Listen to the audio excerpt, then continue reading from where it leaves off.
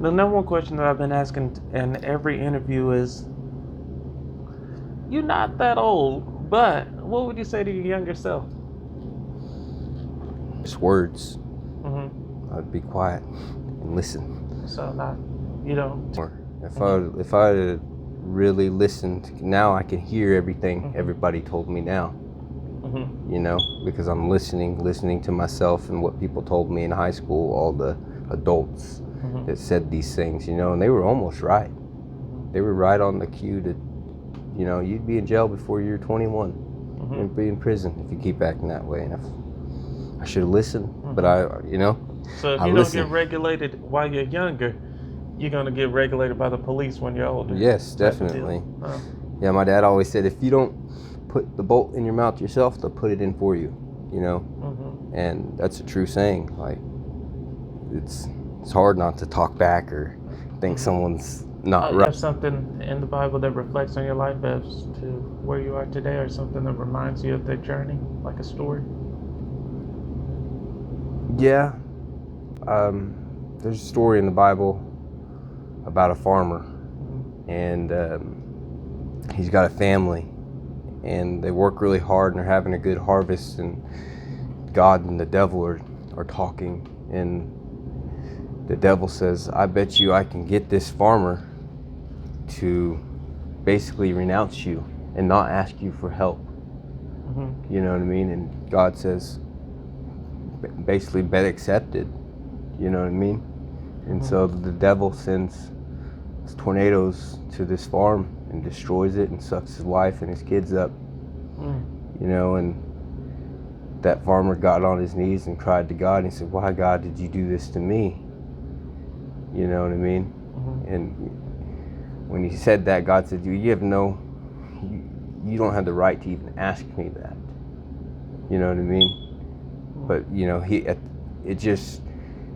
it's so much we don't understand, but the point that he just, you know, even though God just basically took his whole family, he still dropped to his knees and, you know, called to his God, you know what I mean? And even in the darkest hours. Yes, and, you know, that's how I felt a long time with God as a kid.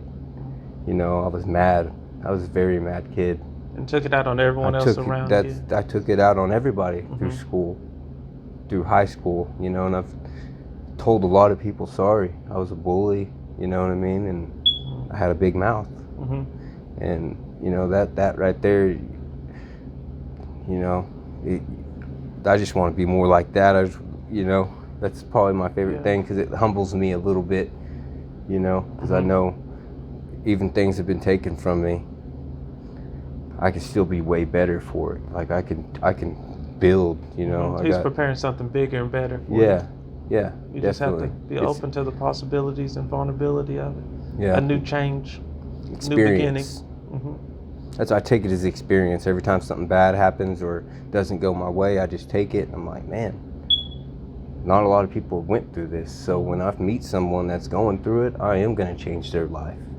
You know, that's my whole journey here to this dispensary and grow. You know, this isn't my dream to grow weed and sell weed. My dream was to always be, I always said I wanted to be rich, but for what? I want to be rich so I can go out and help. I'm going to help people. That's my goal. That's my dream, is to help the world. And it might be small, but you know what I mean? I mean, it's beautiful. I mean, everyone has a platform to start on, and I mean, this is your platform. I mean, no telling, while you're selling something, you could be changing someone else's household lifestyle. They're changing their behaviorism, changing their personality traits, maybe better in someone's marriage. You never know what your medicine is doing for someone else. It might be even helping their health in some shape or form. Yeah, it definitely. I think it helps a lot in mental health, you know, because my mother-in-law, she's been an alcoholic for, 15 years, and she's bad. She was bad, in the last 2 years we've got her to go to rehab. Now she strictly smokes marijuana. Yeah. And doesn't think about alcohol at all, you know what I mean? Gets out of the house, drives, has a job, you know what I mean? Functioning. Yes. Responsible. And to see something that big, that's a miracle. Yeah, because I mean, if you're doing alcohol, you automatically. Some people are different. I can't even say for everyone, but I just know that it imbalances the personality traits and. Yeah, it's spirits. And you know, on the movie Ray, they referred to it as a poor man's medicine. Yeah. Yeah. All right. Welcome to Free Time with Jamelle. Here we go.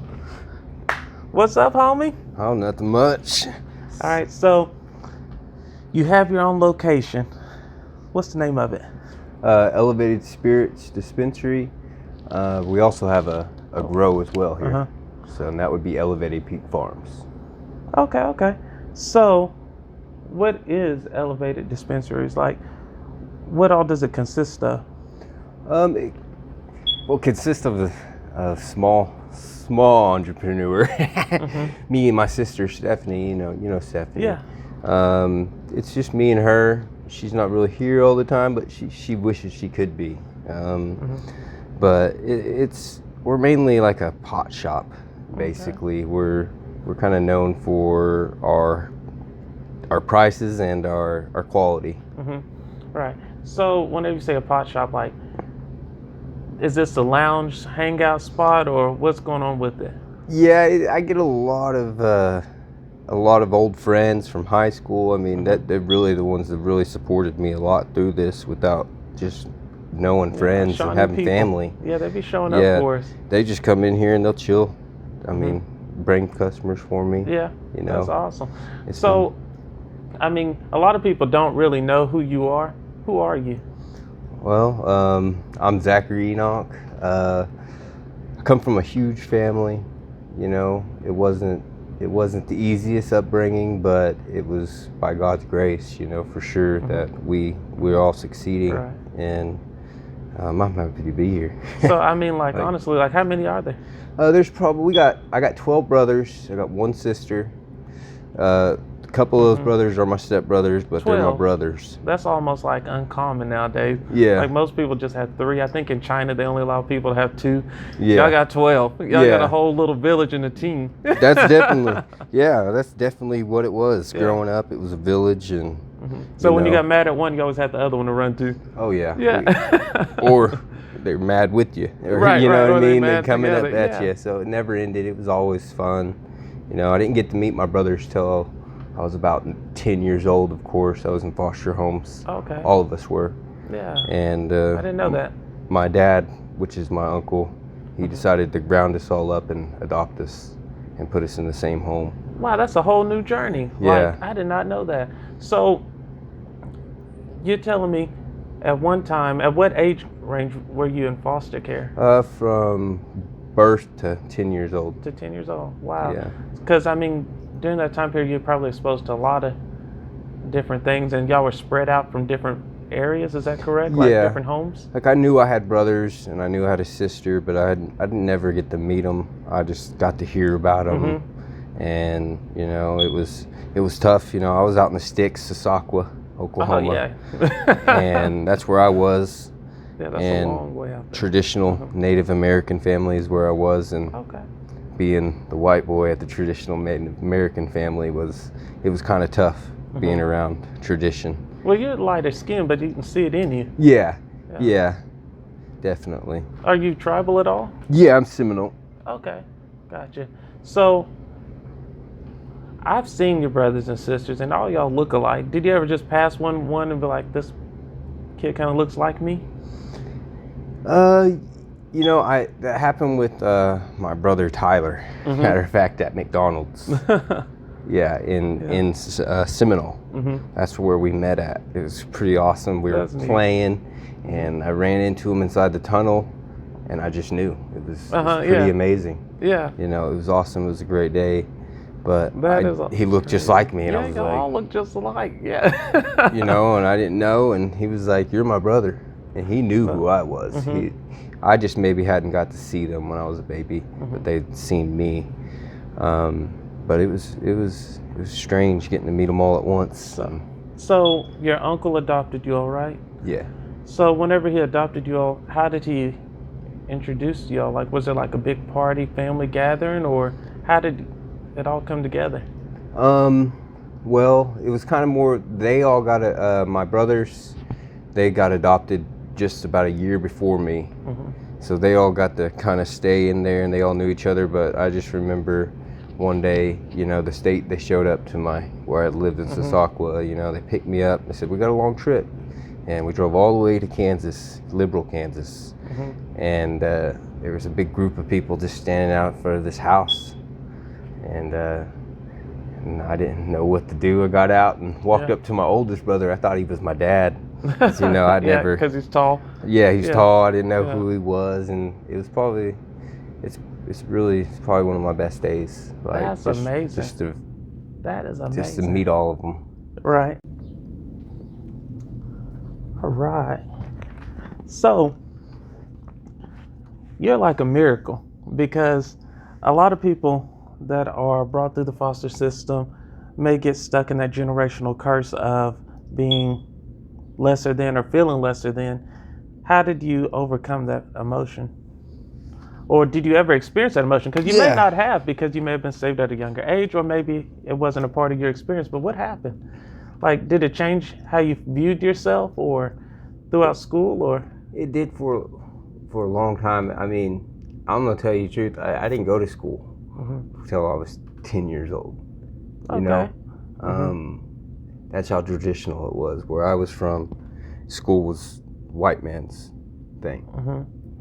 And my dad is probably my thing that really helped me, because he, he always was just straight up with me and told me, you went through that, but look at you now, you're already here, you already passed it, and made you stronger. So it kind of gave me drive my whole life.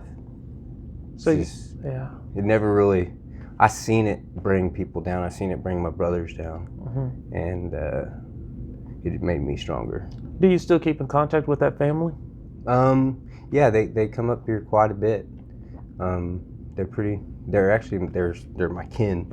I just didn't know it for a long time, but now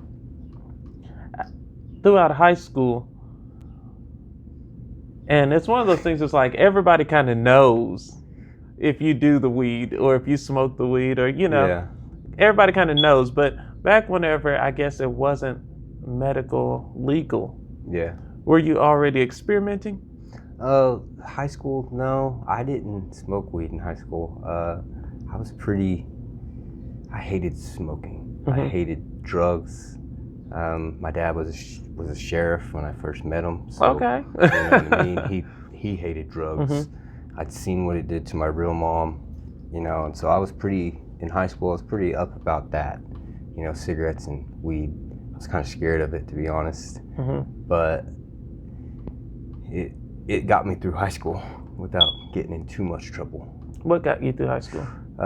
Not experimenting in it? Not experimenting, with my friends, because I already got in trouble. I couldn't do those things, My dad, that was one thing my dad said I couldn't do. So you can do anything in this world, but until you're out of my house, you won't do drugs, you won't drink alcohol, and you know what I mean, you won't lie. So you kept a sober lifestyle. But you still got in trouble? Yeah, I still got in trouble. So what were you doing? I mean, I was just a mischievous kind of kid, tearing stuff up, speeding. Like pranks and stuff. Yeah, that's the kind of trouble I usually got into. Sometimes stealing. Okay, little sticky fingers. You got kicked out of school? What were you stealing? I stole Coach Bowen's laptop. Okay, there he is right there. Might as well just tell him. Sorry. Yep, sorry. I didn't mean to. I was just trying to change my grades. Okay. Did you achieve it? No. My brother Thomas stole on me. Dang. Thomas is a snitch. Is that what you're telling me? Yeah. He was great. I didn't know they were so close, so they were like buddies. Yeah. But you told him you were going to give the laptop back, right? Yeah, I gave it back. Yeah. You just wanted to change your grade. Yeah, I was going to change everyone's grades. Okay, mischievous. I can see that. All right, so watch this. Whenever you're going through the high school, you didn't indulge in anything, but you still had the party lifestyle, right? Yeah. Still played the pranks and the tricks, got in trouble, this and that. What do you think brought you to where you are today? Like, literally, everything that you said that you wasn't going to do you drink it all now? No. Okay. Do you smoke it all now? I do smoke. Okay. So what got you here? what got to me owning here? a business? Like, what happened? How did that happen? Well, I dropped out of high school Okay. when I was in 11th grade, and I decided I was going to go try to do it on my own. And I did it for about a year, had a job, did great. Hold on. 11th grade. If that was like 2008, Oh, 2010. 2010? Yeah. Okay. 2010, it wasn't legal. Yeah. So what were you doing on your own? Like, what happened? What do you mean? I went and stayed with my grandma. I Okay. got to finally meet my grandma. Okay. And I decided, I followed all my brothers Mhm. because they all went and moved with her. And I was 18, so I was a little bit older than everybody in my grade. So I was 18 before I was in 12th grade. And it really hit me hard being an adult. I couldn't handle it. So I decided I would try to go live on my own. And that time, I did start getting into weed and stuff like that. And Were you an entrepreneur on the streets, is what you're telling me?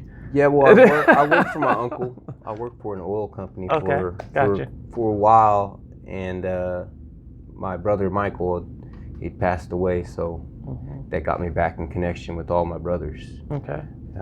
So you were on the road a lot. Yeah. Okay. I was in Texas, so I didn't see much people, but then Michael passed away and I made it back, and I decided, we all went and did a little party afterwards, and, we got in some trouble, a lot of trouble that night because, we were drinking.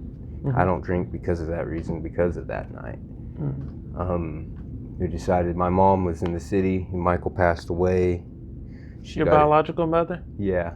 She got his check, his insurance policy, and she was being used by a drug dealer, and so we decided we were going to go down there and take care of her, get her out of there before she spent all his insurance money. He had a wife and kid that didn't get nothing, and she said she was, but the drugs just control you no matter who you are. So we went there. We did some stupid stuff. So she wasn't listed as a beneficiary. She just was next to kin and went and did all the paperwork on her own. No, she was the beneficiary. Okay. Michael, something happened with his adoption. It didn't go through, so she was still his mom. Okay. So she got everything possessed, and we went there. It looked like a robbery, but we didn't rob anything. We didn't take nothing out of the house. We just dumped out his drugs. Dumped out his money, dumped out anything we could that was the value of him, and it almost took my life. Of the dealer, the drug dealer. Yeah, well, it almost took my life. He didn't get hurt or nothing, but just the charges. I got charged with home invasion. Dang. And that's a life sentence, and I got charged 9 counts of it. Got 9 counts of kidnapping because it was a drug house for people to hang out and do drugs. Right. So we got charged with everybody in the house. And so even though you didn't kidnap someone, you still got charged with kidnapping because you held someone against their will or invaded someone's personal. Yeah, well, area? we went in like cops. We dressed like cops. Shut the door. Yes. Okay? Go ahead. we dressed like FBI and DEA agents, and we zip And you tied 'em pretended to raid the drug house. Yeah. And it was pretty nerve-wracking. Oh, wow. Okay. That is hilarious. Like, that's something you only see on TV. Yeah, it was surreal. Very surreal. That's a good one. Moment. And, but you were doing it out of good faith to save your mother. Yeah. Your biological mother. Even if she didn't want it, Even if she didn't want it. But was she in there? Did you get her? Like, what happened? We did get her. We got her in the truck. So you got charged with kidnapping your mom? Yeah. From a drug house? And she pressed charges? No, she didn't. Okay. Nobody pressed charges on us. Okay. So that's good. Everything got dropped, but that is such a movie. Yeah, that's a movie right there. It was a 79. That's my first offer I got was 79 years. Dang. That's when it hit the me. plea deal. Yeah. 79. Wow. Because I didn't have a job. I had a job, but I couldn't afford anything. You know what I mean? I didn't expect my grandma or nobody to help me. Right. So you're sitting in jail for kidnapping your mom. Yeah. With all these other random people that you don't know that did something on purpose. Yeah, and they put us on the ret floor, which is people that are going to prison. Oh. So we're not with general population. And you're above the age of 18 at this time? Yeah, we're with killers, you know what I mean? And it was scary for me being just turned 18. Oh, wow, yeah. You know? That's crazy. And that's when I stayed in there for 6 months until they dropped my bond. From first, it was $1 million bond, and it took them 6 months to get it down to 100,000. 6 months. So you were in jail for 6 months? Oakland you County. And your brothers? Yeah. They separated. We couldn't talk to each other for 6 months. And then we couldn't talk to each other for 3 years afterwards, or hang out with each other for 3 years. Did your mom put anything on the books? Because she had the money, like... my grandma did, yeah. My grandma she really took care of us. She was my grandma. If it wasn't for her, I wouldn't be here. I'd be in prison for the rest of my life.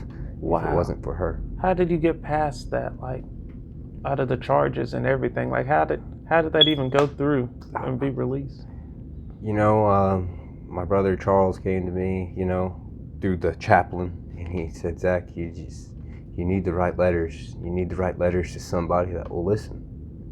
And he was doing it too. So I started writing letters to judges, to anybody that would listen, to a governor in other states, just for someone to look at our case, just to show that we didn't have intent to actually do harm or hurt anyone. It was just our mom was in that house, you know, and someone finally listened. We got the chaplain. He got on board with us, and you know, and I just was pretty astounded when the lady, you know what I mean? I ended up getting charged with it, but a deferred sentence. Got a 5-year deferred, and that's been almost 9 years now. So wow. So watch this though. So it was a chaplain that helped bridge the connection with you and the DA, or with the DA, the judges. Ours was a high-profile case. Like, it was very high-profile. Yeah. Like, we were getting spit on when we went to the courtroom. Oh, crap. The news station made it look like we robbed just a family. It was on TV? Yeah. I missed that. Yeah, it was pretty bad. So a lot of people hated us in the public eye. Huh. You know what I mean? What city was this in? Oklahoma City. Really? Yeah. Huh. It was pretty Never scary. would have thought. Never would have thought. See, that's something that I didn't know. Had no clue. Never even heard of that story. Yeah, it's What year was that in? That was, I think, 2011. Okay. 2012. So, right after I was... Yeah, I know what I was doing at that time. Well, watch this. So, do you have a relationship with your mom now?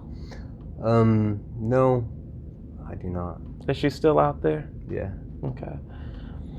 So, and whenever she took the inheritance check, the insurance money, everything else like that, how is Michael's daughter and wife? Well, Michael's wife ended up suing the state for it. Suing for a wrongful death suit. And they're doing great. They're doing great. Good. That's a beautiful. They don't have to take. That's beautiful. That boy never has to worry in his life. Listen, the amount of love that the brotherhood had to go kidnap their mother to try to save her from. Wow, that's a movie. That's seriously a movie. And now here we are again. Yeah, I'm here. You're here. You're doing good. I guess you served all your paper time. Yeah. It erases. I got like a couple $100 until it's completely off my record. But you were still able to get licensed. Yeah. To own a business. Yeah. In the medical field. Yeah. Okay. What'd your dad say about that? He says big words to me. Yeah. He doesn't. He's kind of understanding, but he's still scared. Scared for what? He's scared that it's dangerous, that someone's over some weed. But everybody has it, even their grandparents. I know, but I don't think it's like that anymore. Yeah, like, I mean, if we did get it on the streets when we were younger, when it wasn't legal, it was more dangerous then. You know, you're walking into a spot you don't really know. Someone's easily, if they want to take advantage of it, they will. People died over some bags and some weed. Yeah, and back in the day. Now people can come in here. Like going to the Family Dollar. And they don't have to look over their shoulder for a police officer harassing them or worry about me ripping them off they get their product. They can actually call and complain. You can't do that with the drug dealer. You can't call and complain. Right. There you go. This is moldy. You Right, know what right. I mean? No, like, yeah, you can't do none of you that. bought it. Right. Yeah. It's You got just- that first cut or second cut, and it's just it is what it is. Yeah. Yeah. But with this right here, I mean, it's supposed to be medical purposes. And do you think it's ever going to shift toward being recreational?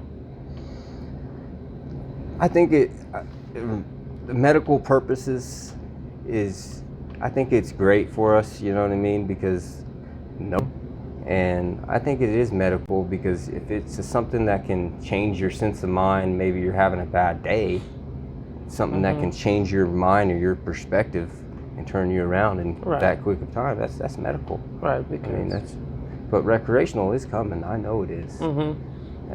It's So, I mean, what do you say to like the people that's like your father, that's a police officer, that quite doesn't believe in it or comfortable with it? What do you say to them? I say, I'd rather my kids coming to me and being comfortable with established business, because if they don't come here, or they're going to go somewhere else on the streets and get it where it's not right, and that's when it becomes dangerous. You know what I mean? We are closing the. They say it's a gateway drug, but we're closing the gateway. There's no other drugs in this shop. There's no temptation to do another drug. You know what I mean? Right. So that's what a lot of people's fear was in the beginning. It's a gateway drug to cocaine and opium and all this stuff, but it's not anymore because they don't have to see it when they walk in the store like you did when you're on the streets. Right, right. Because there's always somebody pushing something pushing harder. up. Oh, you want this one, you want this one, you want something to hit a little bit tougher, Yeah. you know. And So, I mean, that goes back to that whole Cat Williams. Like, they got the biggest and baddest type of weed. Like, when does the biggest and baddest type of weed just stop? Like, is there a max level of certain type of weed? You know which Cat Williams I'm talking about? That comedy center? that one's a funny one because I think of that because every time someone comes in here to sell me weed, that's how they put it. Yeah. Oh, this is the best weed you're ever gonna get. You know what I mean? But I really think everybody could have a really good weed. You know what I mean? Like experience. But when does the caliber just stop? Like, I don't think it's gonna stop now. I think. So everybody's weed's different, because I don't smoke, but I just be listening. Yeah, So- they're different to an extent. Like how feeding, like a lot of people do different types of feeding, types of training. There's so many different things and opinions. I know, everybody goes in, it seems like whenever someone does weed, it's like they're all of a sudden a professor of it. Yeah. Like, do you really gotta go to Oaksterdam in order to establish like this? Because everybody's like, oh, I know if I do this strand with this strand and sativa and all this indica and all this other words that people be throwing out, like, Yeah. is that where we're at now, where everybody's a weedologist? Yeah, that's exactly. That's where we're at. I'm telling you, Yeah. I'm a grower, and every dispensary I walk in, they're weedologists, and I'm a dispensary owner, and I say I know a lot about weed, but I only know what I've seen. So know? do you have people come in to check and regulate, or scientists or labs sent off for samples? Like, what do you have to go through? Every time I harvest or produce, like buy produce, I have to have their test result, and it can't be 90 days old. It has to be within 90 days. What you do with the old stuff? The old stuff I have to stick in a barrel and wait for them to come pick up to burn it. Who? The disposal companies. They getting free weed? Yeah. Who? I don't even know. Now, we talked about medicinal versus recreational. Where are you within this company? I mean, how do you network yourself out there?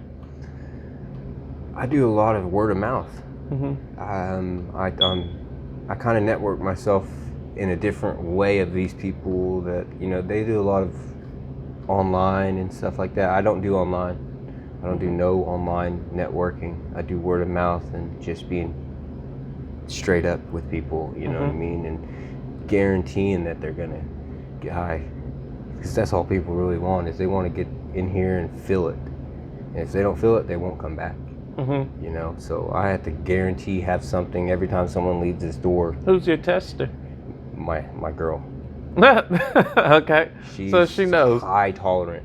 I mean, Okay. I have to go buy before I own this dispensary, I'll spend $1,000 on weed a month Mm-hmm. because she's so high tolerant, and she will not, like, some people just have a high tolerance, women especially, won't get as stoned on these things as men do because their motherhood kicks in and blocks it. You Oh, know really? what I mean? No, I have no If a clue. woman has children, Mm-hmm. she's less likely to get high because her children are in the back of her head. Mm. You know what I mean? They're always, it's a mother instinct that kicks out these things. And that's how it works for weed. So women are good testers. Okay. I didn't know that. That's something different. Yeah, it's different. Huh. So, do you sell the CBD oils and stuff here? I sell CBD treats, dog treats. Dog treats. Yeah. So I people's usually dogs just be calm. Yeah, well, I have a dog company right beside us. Okay. So I was trying to get out to those people. You know, Where can they find you? down Main Street on 12 East Main. And right across from the coffee shop and beside the dog shop. Awesome. All right, that's it.